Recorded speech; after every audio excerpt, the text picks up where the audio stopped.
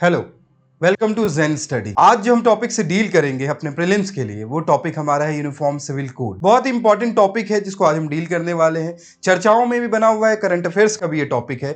तो आज हम देखेंगे यूनिफॉर्म सिविल कोड के बारे में, क्या उसके सिग्निफिकेंस है, क्या ऑब्जेक्टिव है, क्या इश्यूज आ रहे हैं गवर्नमेंट को उसको इंप्लीमेंट करने में, क्या उसका इतिहास है, क्या उसके बैकग्राउंड हिस्ट्री है, ब्रिटिश दौर से लेकर अब तक का जो उसका प्रकरण रहा है उसको हम देखेंगे और उसको हम डील करेंगे। तो हम स्टार्ट करते हैं अपने टॉपिक से, यूनिफॉर्म सिविल कोड। इसमें एक वर्ड है जो सिविल है। जब मैं बात सिविल की करता हूं तो मैं सिविल इंजीनियरिंग की बात नहीं कर रहा हूं।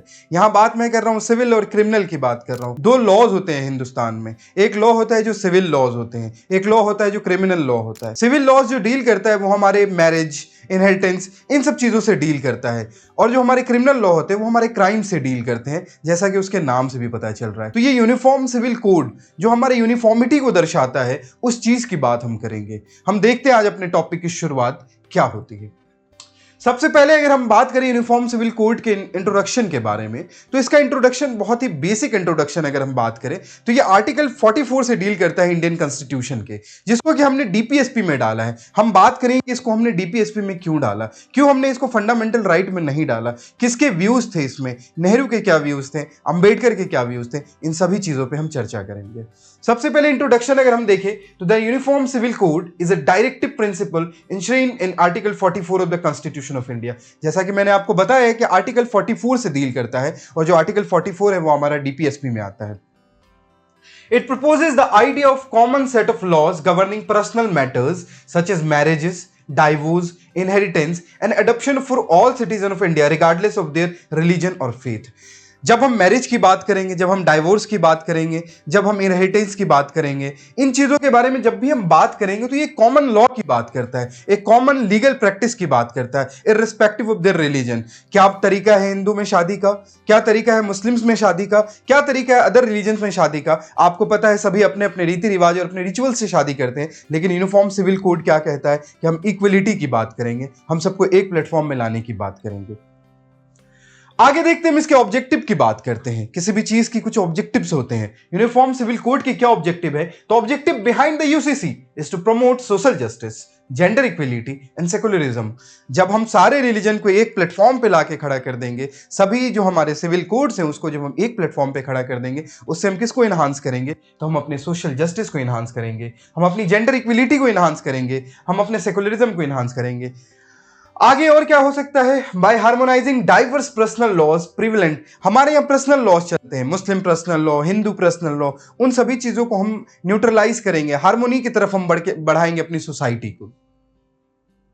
हिस्टोरिकल बैकग्राउंड की बात करेंगे। जब मैं हिस्ट्री की बात करता हूं, जब मैं यूनिफॉर्म सिविल कोड की हिस्ट्री की बात करता हूं, तो मैं सिर्फ इस इतिहास की बात नहीं करूंगा जो 10 साल 20 साल और आज़ादी के वक्त की बात हो। इसके लिए हम पहले बात करेंगे ब्रिटिश हुकूमत की, वही बरतानिया हुकूमत जो हिंदुस्तान पर शासन करती है, वहां की अगर हम बात करें तो उन्होंने 30 साल का एक अपना वॉर देखा था, रिलीजियस वॉर देखा था, जहां पे रिलीजन वर्सेस स्टेट की एक लड़ाई थी, जहां पे चर्च की डोमिनेंसी की बात होती है। जब उन्होंने एक सिविल कोड लाया, चूंकि हम ब्रिटिश के अंदर में कॉलोनी थे, तो उन्होंने हमारे यहां भी इसको इंप्लीमेंट करने की कोशिश की during the 1940s and during 1838 के अराउंड में इन्होंने इसको इंप्लीमेंट करने की कोशिश की। हम बात गोवा की भी करेंगे, जहां पे पुर्तगालियों के द्वारा एक 1869 में कोड लाया जाता है, जहां गोवा जो इकलौता हमारा स्टेट था जहां पे यूनिफॉर्म सिविल कोड था। इन सभी चीजों के बारे में हम चर्चा करेंगे। तो हम बात हमने ब्रिटिश गवर्नमेंट की कि ब्रिटेन में जब यूनिफॉर्म सिविल कोड लाया जाता है, इक्वल प्लेटफॉर्म पे सभी रिलीजियस को रख के वहां के जो भी अपने इनहेरिटेंस सिविल लॉज को इक्वल प्लेटफॉर्म पे वो लाने की कोशिश करते हैं अपने लॉज के द्वारा। इंडिया की अगर हम बात करें, तो इंडिया की बात हम करें तो सबसे पहले तो मैं आपको बताना चाहूंगा कि पार्ट 4 जो हमारा डीपीएसपी होता है, डायरेक्टिव प्रिंसिपल स्टेट पॉलिसी, उसके आर्टिकल 44 में हमने इसको डाला जब हमने कॉन्स्टिट्यूशन को बनाया। आगे हम बात करें तो इतिहास में हमने देखा कि हमारे राजा राम मोहन रॉय जैसे जो हमारे सोशल रिफॉर्मर रहे, उन्होंने भी यूनिफॉर्म सिविल कोड की बात की है। उन्होंने भी कहा कि हाँ, सोसाइटी को, चूंकि मॉडर्नाइजेशन का अप्रोच रहा था राजा राम मोहन रॉय का, इन्होंने सती सिस्टम को खत्म करने में भी अपना बहुत बड़ा कंट्रीब्यूशन दिया था। लॉर्ड विलियम बेंटिक के साथ इन्होंने 1829 में सती सिस्टम को एबोलिश किया था। तो ये भी बात करते हैं, सिविल कोड की बात करते हैं, यूनिफॉर्म सिविल कोड की बात करते हैं। कॉन्स्टिट्यूएंट असेंबली की अगर हम बात करें तो कॉन्स्टिट्यूएंट असेंबली में भी दो पक्ष थे। एक राजकुमारी अमृत कौर का पक्ष था, के मुंशी साहब थे जो कहते हैं यूनिफॉर्म सिविल कोड को लाना चाहिए क्योंकि वुमेन के साथ इनजस्टिस हुआ है, किसी रिलीजियस बेसिस पे हम इक्वलिटी नहीं होती है, तो उस इक्वलिटी की बात की गई राजकुमारी अमृत कौर के द्वारा, के मुंशी के द्वारा बात की गई। एक और धारा था जो बात करता है कि नहीं, अगर आप यूनिफॉर्म सिविल कोड लाते हैं तो जो हमारा लॉ है, जो इकबाल साहब का एक हमारा वो धारा था, वो कहता है कि नहीं, अगर आप यूनिफॉर्म सिविल कोड लाते हैं तो रिलीजियस प्रैक्टिसेस में ये हिंड्रेंस का काम करेगा, जो हमारा शरिया लॉ है या जो हिंदू मैरिज एक्ट है उसको ये हिंडर करेगा। तो इन सभी चर्चाओं के बीच में बात निकल के आती है आगे, जब हमारे बाबा साहेब अंबेडकर के पास ये टॉपिक आता है तो वो कहते हैं कि ठीक है, इसे हम अपने कॉन्स्टिट्यूशन में इंप्लीमेंट तो करेंगे लेकिन अभी हम इसे फंडामेंटल राइट नहीं बनाएंगे, इसको हम डीपीएसपी बनाएंगे, क्योंकि अभी इतना मॉडर्न नहीं हुआ है, अभी इतनी एजुकेशन नहीं है, अभी इतनी अवेयरनेस नहीं है। अभी लोग ये समझेंगे कि यूनिफॉर्म सिविल कोड जो है ये रिलीजियस को हिंड्रेंस कर रहा है, रिलीजियस प्रैक्टिसेस को हिंडर करने का काम करेगा, लेकिन ऐसा नहीं है, ये हिंडर नहीं करेगा। जब आने वाले टाइम में वो अपने फ्यूचर में छोड़ देते हैं, फ्यूचर जनरेशन के लिए इस चीज को छोड़ देते हैं, वो फ्यूचर जनरेशन जब अवेयरनेस के साथ तय करेगी कि कब इसको इंप्लीमेंट करना है, तो बाबा साहेब अंबेडकर के अकॉर्डिंग इसको डीपीएसपी में डाला जाता है। आगे हम चलते हैं और बात करते हैं हम इंडिपेंडेंस के बाद कि हम नेहरू की बात करते हैं। नेहरू भी जो हमारे व्यू देते हैं यूनिफॉर्म सिविल कोड के बारे में, ये सपोर्ट करते हैं कि हाँ, यूनिफॉर्म सिविल कोड इंप्लीमेंट करना चाहिए, ये मॉडर्नाइजेशन और सेकुलर इंडिया की तरफ हमारे भारत को बढ़ाएगा। विजन था नेहरू जी का सिविल कोड को लेके कि ये मॉडर्न और सेकुलर आइडिया है, ये मॉडर्न और सेकुलर इंडिया को भी बनाएगा। आगे गोवा की बात हमने की। गोवा का इतिहास है कि गोवा में the state of Goa, Daman and Diu already had a UCC due to colonial history under Portuguese rule. जैसा कि हम जानते हैं पुर्तगाली शासन रहा है, ऑपरेशन विजय से हमने 1961 में गोवा को आजाद किया था, उससे पहले वहां पुर्तगाली शासन रहा। तो पुर्तगाल में जो हमारे यूसीसी को इंप्लीमेंट किया गया था 1867 में, तो उसके थ्रू हमारे गोवा में यूनिफॉर्म सिविल कोड रहा है। तो बहुत पुराना इतिहास है इंडिया का यूसीसी से। आगे क्या सिग्निफिकेंस है, क्या फायदा है हमें यूसीसी का, क्यों हम इसको इंप्लीमेंट करना चाहते हैं, क्या इसके बेनिफिट्स हो सकते हैं।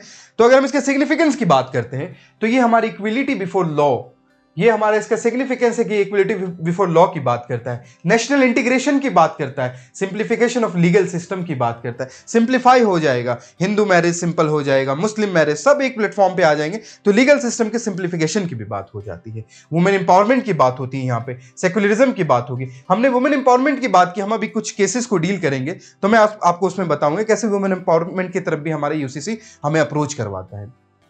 आगे क्या है, टाइमलाइन देखते हैं। क्या टाइमलाइन है, पहले तो हम किस किस चीजों से डील करते हैं, मैरिज से डील करते हैं, डाइवोर्स से डील करते हैं, मेंटेनेंस से डील करते हैं, इनहेरिटेंस से डील करते हैं, एडॉप्शन से डील करते हैं और सक्सेशन से हम डील करते हैं जो हमारी प्रॉपर्टी का होता है।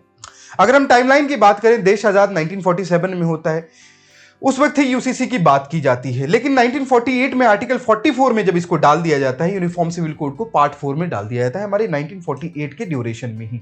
1954 में क्या होता है, passage of special marriage act provide permission of civil marriage above any religious personal law. 1954 में बात आती है कि पर्सनल लॉ से ऊपर रख दिया जाता है। किस चीज को ऊपर रख दिया जाता है, तो जो हमारे पर्सनल लॉ है उससे ऊपर हमारी यूसीसी को रख दिया जाता है। आगे जब हम टाइमलाइन में आगे बढ़ते हैं तो 1956 की कहानी आती है जहां पे हिंदू कोड बिल की बात की जाती है। 1986 में अगर हम देखें, राजीव गांधी गवर्नमेंट के टाइम में क्या होता है, ये गवर्नमेंट्स ने हमारा क्या क्या शाह बानो का केस आता है, बहुत ही फेमस केस, आगे हम डिस्कस करेंगे। राजीव गांधी गवर्नमेंट के टाइम में शाह बानो केस आता है जहां हम मेंटेनेंस की बात करते हैं, जहां पे हम मैरिज की बात करते हैं, जहां पे हम तलाक की बात करते हैं। ऐसे ही चीजें आगे बढ़ती रही और अभी हमारे सुप्रीम कोर्ट ने भी फैसला दिया। Supreme court asserted the need for UCC, supreme court ने भी यूसीसी की बात की। और करंट सिनेरियो में अगर हम बात करें तो हमारे एक स्टेट है उत्तराखंड, जहां पे इसको इंप्लीमेंट करने की बात भी की गई है, बिल भी पास किया गया है। आगे चलते हैं हम अब अपने टॉपिक को और आगे के, क्योंकि बहुत ही वाइड टॉपिक है ये, इसको मैं आपके सारे इसके डायमेंशंस को टच करते हुए मैं आगे निकलता जा रहा हूं। तो अब हम बात करते हैं इसके पर्सनल लॉज ऑफ इंडिया के। अभी मैंने पर्सनल लॉ की बात की, मैंने बोला हिंदू लॉ के बारे में, मुस्लिम्स लॉ के बारे में। पर्सनल लॉ बेसिकली क्या होते हैं, refer to legal system that govern personal matters such as marriage, divorce, inheritance and adoption based on individual's religious beliefs। अभी हमने लॉ की बात की, एक लॉ जो हमारा कानून, जो हमारी संविधान, वहां से लॉ आता है, एक लॉ जो हमारी रिलीजियस प्रैक्टिसेस से आता है, ठीक है, उस लॉ को हम पर्सनल लॉ की बात करते हैं, जो सभी रिलीजन के लिए सेपरेट होता है। कौन कौन से पर्सनल लॉ है इंडिया में, तो इंडिया में अगर हम सबसे पहले पर्सनल लॉ की बात करें तो हिंदू पर्सनल लॉ आता है, govern by statutes like the Hindu marriage act, Hindu succession act. दो हमारे हिंदू पर्सनल लॉ की अगर हम बात करें तो इसमें हमारा हिंदू मैरिज एक्ट आता है, हिंदू सक्सेशन एक्ट आता है। मुस्लिम पर्सनल लॉ की अगर हम बात करें तो ये principles derive from the Quran and हदीस, कुरान और हदीस और सरिया से जो हमारे प्रिंसिपल्स आते हैं उसको हम मुस्लिम पर्सनल लॉ में बात करते हैं कि मुस्लिम्स में क्या तरीका बताया गया है, वो हमारे मुस्लिम पर्सनल लॉ में आता है। अगर हम क्रिश्चियन पर्सनल लॉ की बात करें, इसमें भी हमारा आता है डाइवोर्स एक्ट आता है हमारा 1869 का, and the Indian Christian marriage act आता है 1872 का। सिख में भी हमारे कुछ एक्ट आते हैं, जैसे आनंद मैरिज एक्ट बहुत ही फेमस है ये 1909 का, and personal law by the Parsi marriage and divorce act 1936। तो ये सारे हमारे पर्सनल लॉ की बात करते हैं। There is a fight between the UCC and the personal law, तो इन दोनों को जब हम वर्सेस में खड़ा करते हैं तो हमारी बात पर्सनल लॉ की आती है और दूसरी बात हमारी आती है यूसीसी की। तो हमने समझ लिया कि हमारे पर्सनल लॉ क्या होते हैं। अब हम कुछ केसेस की बात करेंगे, कहां से संविधान में यह बात आई, कहां से सुप्रीम कोर्ट का इन्वॉल्वमेंट हुआ, क्यों यह मुद्दा इतना हाइप में आता है, ये सारी चीजों को हम टाइमलाइन के साथ देखने की कोशिश करेंगे। तो सबसे पहला और सबसे फेमस केस जो हमारा आता है वो हम आता है मोहम्मद अहमद खान वर्सेस शाह बानो बेगम का केस होता है 1985। शाह बानो एक महिला जो इंदौर की होती है, उनकी शादी होती है मोहम्मद अहमद खान साहब से। शादी बहुत ही अच्छी चलती है, लेकिन वक्त आता है 1985 का जब ये केस होता है। क्या होता है मसला, इन दोनों के वैवाहिक जीवन में कुछ समस्याएं आती हैं जिसकी वजह से ये मोहम्मद अहमद खान दूसरी शादी कर लेते हैं। दूसरी शादी कर लेते हैं, चूंकि आपको पता है मुस्लिम पर्सनल लॉ के अकॉर्डिंग, जो शरिया के अकॉर्डिंग 4 शादियां जायज होती हैं वहां पे, ठीक है। तो वो वहां पे कोई लॉ हमारा अबाइड नहीं करता उसको, तो मोहम्मद अहमद खान साहब दूसरी शादी कर लेते हैं। दूसरी शादी करने के बाद मेन मसला क्या आता है, हमारी जो शाह बानो बेगम है ये इंदौर कोर्ट में फाइल करती हैं पिटीशन। क्या पिटीशन फाइल करती हैं, मेंटेनेंस की बात आती है यहाँ पे। आप देखो, Shah Bano Muslim women sought maintenance from her husband after divorce, divorce के बाद मेंटेनेंस की बात आती है। तो क्या मुस्लिम में कोई मेंटेनेंस का जिक्र नहीं है? तो मैं आपको बताऊं, जो मुस्लिम पर्सनल लॉ है वो बताता है कि एक पीरियड होता है जिसको हम वेटिंग पीरियड कहते हैं, जिसको हम इद्दत कहते हैं, जो अराउंड 3 मंथ के लगभग का होता है वो पीरियड। उस पीरियड में ही सिर्फ मेंटेनेंस की बात की गई है मुस्लिम पर्सनल लॉ के तरफ से, और वो पीरियड को इन्होंने मोहम्मद अहमद खान साहब ने सर्व भी किया था। लेकिन चूंकि उनके पास बच्चे थे और अपना जीवन यापन करने के लिए उनके पास वो सुविधाएं नहीं थी, उनके पास वो अपॉर्चुनिटीज नहीं थी, वो एम्पावरमेंट नहीं था, तो वो कोर्ट के पास जाती है, कोर्ट का दरवाजा खटखटाती हैं। तो वहां से उनको एक फरियाद जो कोर्ट, इंदौर कोर्ट के पास लेके जाती है, तो वहां से एक फैसला आता है कि नहीं, मोहम्मद अहमद शाह साहब को 25 रुपए की जो मेंटेनेंस राशि है वो देनी पड़ेगी। उसके कुछ दिनों के बाद फिर से वो कोर्ट जाती है, मध्य प्रदेश कोर्ट जाती है, वहां से फिर से उनकी राशि को बढ़ा के 180 रुपीज के अराउंड कर दिया जाता है। इन सभी चीजों के बीच में फिर मोहम्मद अहमद शाह भी जाते हैं, सुप्रीम कोर्ट का दरवाजा खटखटाते हैं। वो कहते हैं कि नहीं, मुस्लिम पर्सनल लॉ के अकॉर्डिंग मैं शादी भी कर सकता हूं, और जो मेंटेनेंस का पीरियड है, जो इद्दत पीरियड है, उसको हमने सर्व भी किया है, तो फिर मुझे क्यों ये चार्ज देना पड़ रहा है। तब जाके सुप्रीम कोर्ट का एक फैसला आता है। Supreme Court ruled in her favour stating that she was entitled to maintenance under section 125 of the criminal process, CrPC के सेक्शन 125 के अकॉर्डिंग मेंटेनेंस की बात करता है। कौन बात करता है? तो सुप्रीम कोर्ट ये फैसला देता है। बहुत ही डायनेमिक केस रहा था ये, जहां से ये बात निकल के आती है, यूसीसी को बढ़ावा मिलता है। अब देख सकते हैं मेंटेनेंस फॉर मुस्लिम डाइवोर्स की बात यहां पे हो रही है। अगला केस अगर हम डील करें तो ये हमारा Sarla Mudgal versus Union of India की बात होती है। जैसा कि हमने अभी मुस्लिम पर्सनल लॉ की बात की, वैसे ही हमारे हिंदू मैरिज एक्ट के अकॉर्डिंग जो भी पुरुष जो कि हमारे हिंदू रिलीजन से ताल्लुक रखते हैं, वो एक ही शादी कर सकते हैं until unless the wife is dead और डाइवोर्स। जब तक लीगल डाइवोर्स नहीं हो जाता तब तक उनको दूसरी शादी की अनुमति नहीं होती है। क्या होता है सरला मुदगल केस में? सरला मुदगल जिन्होंने केस किया, ये कल्याणी नाम से अपना एक एनजीओ चलाती थी जो वुमेन से डील करता था। तो इन्होंने एक केस किया यूनियन ऑफ इंडिया के खिलाफ। केस क्या था? केस ये था कि एक हमारे मीना मेहता नाम की महिला थी और हमारे जितेंद्र मेहता, ये दोनों कपल्स होते हैं। इनके बीच में क्या होता है, ये जो हमारे जितेंद्र जी होते हैं, ये किसी और से विवाह करने के लिए, किसी और से शादी करने के लिए, ये मुस्लिम धर्म में अपने आप को चेंज कर लेते हैं, अपने आप को कन्वर्ट कर लेते हैं, क्योंकि मुस्लिम धर्म में क्या था कि वहां पे ये अलाउड था, अकॉर्डिंग टू द रूल ये शादी कर सकते थे। तो इन्होंने मीना मेहता जी को छोड़ दिया और अपनी धर्म को परिवर्तन करके इन्होंने दूसरी शादी कर ली। जिससे शादी करते हैं उनका नाम फातिमा रहता है। अब क्या होता है, कुछ दिनों के बाद ये फिर से वापस, चूंकि ये मीना मेहता कहती है कि नहीं आप वापस आ जाओ, मुझे आपकी जरूरत है, चीजों को ये बताते हैं, तो फिर से वो कन्वर्ट करके फिर से मीना मेहता के पास आ जाते हैं। ये कन्वर्जन वाला जो केस होता है, in that case Fatima feels that, Fatima जिनका नाम एग्जैक्ट मेरे जहन से उतर रहा है, लेकिन उस केस में वहां पे क्या बात आ जाती है कि is it that much easy to convert just for the sake of marriage. तो यहां पे सुप्रीम कोर्ट का इंटरवेंशन होता है। सुप्रीम कोर्ट क्या कहता है? Supreme Court held such conversion and second marriage void, emphasising the need for UCC to address legal loopholes. ये लूपहोल्स की बात करता है और ये प्रोटेक्ट करने की बात करता है, वुमेन्स के राइट को प्रोटेक्ट करने की बात करता है। तो ये हमारा सरला मुडगल केस की बात होती है। जैसा कि हम बात कर रहे थे सरला मुडगल केस के बारे में, आगे हम केस देखते हैं। बहुत ही रीसेंट केस हमारा 2017 का ये केस है, जो Shayara Bano versus Union of India case है। ये केस बहुत ही फेमस हुआ, इसके लिए बहुत सी रैलीज निकली, पॉलिटिकल पार्टीज के बीच में अपने कॉन्फ्लिक्ट्स रहे। क्या था ये case? The case challenge the practice of triple तलाक, इंस्टेंट डाइवोर्स जिसको हम कहते हैं, अमंग मुस्लिम्स। ठीक है, इस केस में ट्रिपल तलाक को अनकॉन्स्टिट्यूशनल बताने की बात की गई। The Supreme Court declared triple talaq unconstitutional, emphasizing gender equality and the need for reforms in Muslim personal law. Muslim personal law में रिफॉर्म की बात की। यहां पे सुप्रीम कोर्ट ने अनकॉन्स्टिट्यूशनल बता दिया उस इंस्टेंट तलाक को, जो कि हमारा ट्रिपल तलाक कहलाता है। दो धड़ों में बट गई ये भीड़। एक जो इसके सपोर्ट में थी, जो ट्रिपल तलाक के सपोर्ट में थी, लेकिन there were some scholars they supporting that no, instant talaq is not talaq, that triple talaq is not the real talaq, that is not the real procedure of Muslim personal law. तो इसके डिस्कशन में हम आगे चलते हैं तो हमने देखा the verdict renewed calls for UCC to ensure uniformity और इक्विलिटी की बात की गई यहां पे अनकॉन्स्टिट्यूशनल बता के। हमने 3 केसेस की बात की। हमने शाह बानो केस की बात की, हमने सरला मुडगल की बात की, हमने बात की शायरा बानो केसेस की बात की। हमारे एग्जाम के पर्सपेक्टिव से ये सारी चीजें बहुत इंपॉर्टेंट है, इसलिए मैं आपको इसको डिटेल में बताते हुए आगे चलता हूं। अब हम बात करेंगे यूसीसी इन इंडियन स्टेट। इतनी बड़ी डिस्कशन, इतने बड़े कॉन्स्टिट्यूशनल रिफॉर्म्स, इतनी सारी बातें आई, नेहरू से लेकर अंबेडकर तक के व्यूज आए, तो क्या इसका इंप्लीमेंटेशन हो पाया है हमारे कंट्री में? क्या इंडियन स्टेट में यूसीसी लागू हो चुका है, लागू होने वाला है? तो कहां कहां लागू हो गया है? तो अगर हम बात करें तो गोवा वाले बीच पे हमारे पुर्तगालियों के द्वारा जो यूसीसी है वो पहले से बहुत ही 1869 में हमने बात किया, तब से हमारे यूसीसी चलता आ रहा है। दूसरा स्टेट जो हमारा उत्तराखंड, यहां पे भी यूसीसी अभी हमारा इंप्लीमेंट हो गया है।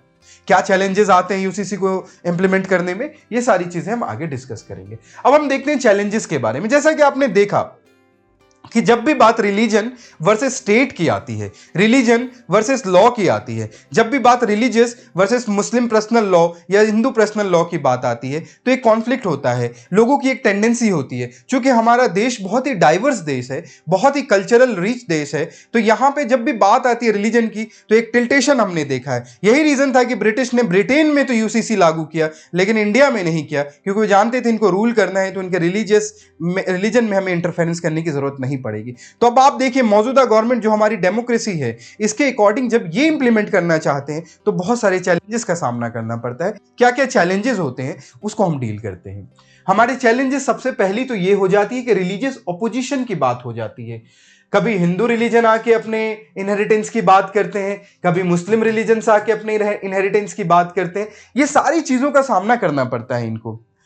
Strong opposition from religious groups concerned about potential infringement on religious freedom and cultural identity। सभी रिलीजियंस के अकॉर्डिंग नहीं चलने के कारण, क्योंकि यूनिफॉर्मिटी की बात करता है, तो वहां पे हमारे potential infringement and religious freedom और कल्चरल आइडेंटिटी को खतरा माना जाता है, जिसकी वजह से ओपोजिशन किया जाता है। डाइवर्स रिलीजियस प्रैक्टिसेस, अब हमारे इंडिया में मल्टीपल रिलीजन्स है, डाइवर्स रिलीजियस प्रैक्टिसेस होती हैं, तो वहां पे भी एक कॉन्फ्लिक्ट जनरेट हो जाता है, जिसकी वजह से landscape poses challenges in creating a uniform code acceptable to all religious communities. सभी लोग एक्सेप्ट नहीं कर पाते हैं इस चीज को। आगे देखते हैं पॉलिटिकल सेंसिटिविटीज। बहुत सी पॉलिटिकल पार्टीज हैं जो इसको अपने एम्बार्क करने की कोशिश करती हैं।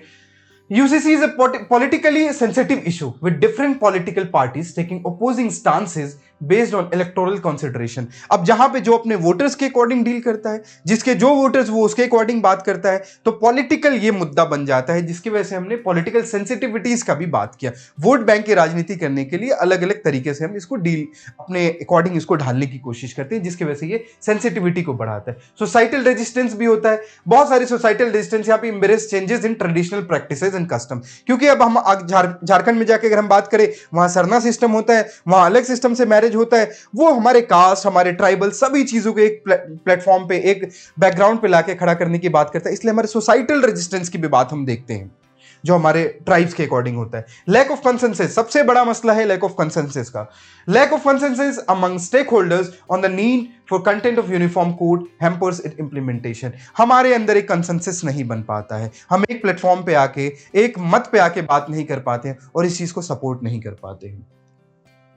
आगे क्या हम देखते हैं और क्या चैलेंजेस हैं हमारे। हमने अभी चैलेंजेस की बात की, हमने रिलीजियस कंसेंसस की बात की, हमने पॉलिटिकल सेंसिटिविटीज की बात की। तो क्या वे फॉरवर्ड है, क्या सलाह दे सकते हैं हम as a citizen of India, हम क्या सलाह दे सकते हैं। तो अगर हम वे फॉरवर्ड की बात करें तो सबसे पहला तो है कि पब्लिक डिस्कोर्स की बात करें। हमें इंकरेज करने की जरूरत है inclusive public discourse to raise awareness about the benefit of UCC and address misconception. हमने इनहेरिटेंस की बात की, जहां पे हम जेंडर इक्विलिटी की बात करते हैं, हम इक्विलिटी वुमेन इंपावरमेंट की बात करते हैं, लेकिन हम अगर देखें तो बहुत ही पुराने जमाने स्त्री धन का कॉन्सेप्ट चलता हुआ है, जिसको हमने अर्थशास्त्र में पढ़ा। कौटिल्य के अर्थशास्त्र में स्त्री धन का कॉन्सेप्ट है। तो हमने देखा इनहेरिटेंस की अगर हम बात करते हैं तो जो पेट्रियार्कल सोसाइटी एक चलती आई है, उसका कहीं ना कहीं हमें एक झलक हमें अभी भी दिखती है कि जो हमारी बेटियां होती है, जो डॉटर्स होती हैं, उनको इनहेरिटेंस में पूरा हिस्सा नहीं मिलता है, इक्वल डिस्ट्रीब्यूशन नहीं होता है। तो उन सब चीजों को डील करने के लिए हमें यहाँ पे यूनिफॉर्म सिविल कोड को सपोर्ट करना पड़ेगा। उसके लिए हमें पब्लिक डिस्कोर्स में जाके उसके बेनिफिट्स की बात करनी होगी, हमें जेंडर इक्विलिटी को इंकरेज करना होगा, हमें वुमेन एम्पावरमेंट के बारे में बतानी होगी बातें। Stakeholder consultations, engage with religious leaders. हमें रिलीजियस लीडर्स को एक मत करके, एकजुट करके इस चीज का कंसेंसस क्रिएट करना पड़ेगा अमंग द पब्लिक। एक ट्रस्ट बनाना पड़ेगा कि हाँ, UCC is very beneficial for us, it will lead to the equality of the society, it will lead to the gender equality, it will lead to the empowerment of the women. तो इन सब चीजों के बारे में हम बात करनी पड़ेगी। और क्या कर सकते हैं हम? लीगल हार्मोनाइजेशन का काम कर सकते हैं, हम हार्मोनी को सपोर्ट कर सकते हैं। हम बता सकते हैं कि जब हमारे यूनिफॉर्म सिविल कोड आ जाएगा तो ये हार्मोनाइजेशन की तरफ हमारी सोसाइटी को लेके जाएगा। और हम कॉन्स्टिट्यूशनल अमेंडमेंट भी कर सकते हैं। कॉन्स्टिट्यूशनल अमेंडमेंट, ऐसे अमेंडमेंट जो कि हमारे implementation and enforcement of UCC के लिए नेसेसरी है, एक फ्रेमवर्क बना के हम इसको भी इंप्लीमेंट कर सकते हैं। ये सारी चर्चाएं हमने की यूसीसी के बारे में। हमने हिस्टोरिकल बैकग्राउंड से लेके हमने एक वो व्यूज भी दिया, हमने गवर्नमेंट को ये चीज बताने की भी कोशिश की as a citizen of India क्या वो स्टेप्स ले सकते हैं जिससे कि हमारा यूसीसी इंप्लीमेंट हो सकता है। From the British history to the present history हमने देखा यूसीसी का कितना इंपॉर्टेंट रोल हो सकता है। कुछ डाइवर्स इफेक्ट भी हैं, कुछ ऐसी चीजें हैं जैसे मुस्लिम्स में है, कुछ हिंदूज में है, सिख में है, अलग अलग रिलीजन में उनके रिलीजियस कल्चर को भी ये हैम्पर करता है। तो प्रोज एंड कॉन्स के साथ भरी हुई यूसीसी का डिस्कशन हमने किया, जो आपके कोर्स को चीजों को आसान बनाने में मदद करेगा। तो आप हमारे साथ बने रहें, ज़ेन स्टडी आपके लिए और भी इंपॉर्टेंट टॉपिक्स लाता रहेगा। Thank you.